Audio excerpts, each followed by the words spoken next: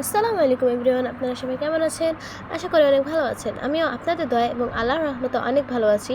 তো আজকে আমরা হাঁস রান্না করব। আমার বাবা হাঁস অর্ডার দিয়েছিল, তো এই হাঁসটা আজকে আমরা খাবো। তো একটা হাঁস তো আপনাদেরকে দেখাচ্ছি কিভাবে রান্না করতে হয়। অনেকে আমার মা ওটা ধুয়ে নিছে, ধুয়ে নেওয়ার পর একটা পাতিলে নেওয়ার পর এখানে আদা দিল, এখানে আদা বাটা, তারপরে এখানে আছে রসুন। এবার রসুন বাটা দেবে।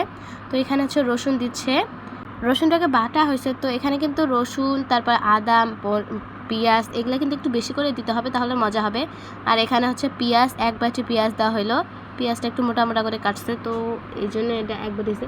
কিন্তু এত সুন্দর হয় এইভাবে রান্না করলে, যা বলার মতো না। আপনারা নিজেরা যদি এইভাবে রান্না করে খান তাহলে বুঝতে পারবেন। বেশি বেশি করে পেঁয়াজ, রসুন, আদা এগুলো দিতে হবে, তাহলেই হবে। এখানে সব কিছু দেওয়া শেষ। এখন এখানে এলাচ, ডালচিনি এগুলো দিল। তারপরে এখন দেবে লবণ। তো এখানে বেশি করে লবণ দেওয়া যাবে না, এখানে পরিমাণ মতো লবণ দিতে হবে। অনেকেই আছে বেশি করে দেয় অথবা খুব কম করে দেয়। আমাদেরকে এটাতে পরিমাণ মতো দিতে হবে লবণ। আমার মা এখানে পরিমাণ মতো লবণ দিল।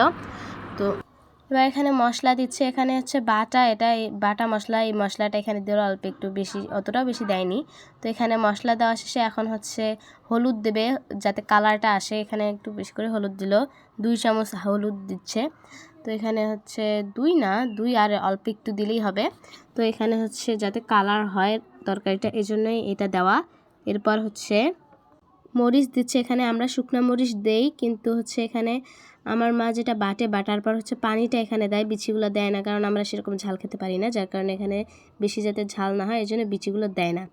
আমার মা জাস্ট শুধু পানিটা দেয়। এটা বাটার পর যখন এটাতে পানি দেয়, ওই বাটার পর এই পানিটাই শুধু দেয়, আর বিচিগুলো রেখে দেয় যাতে অতটা ঝাল না হয়, কারণ আমরা ঝাল খেতে পারি না। দেন আমরা সয়াবিন তেল দিয়ে দেবো। এখানে পরিমাণ মতো সয়াবিন তেল দিতে হবে। আমার মা এখানে দিচ্ছে। তেল না দিলে কি আর হয় বলেন, তেলই। দেন এখানে সব কিছু মিক্সড করতে হবে। আমার মা এটাকে মিক্সড করতেছে। তো এখানে মিক্সড করার পর একদম সুন্দরভাবে মিক্সড করতে হবে।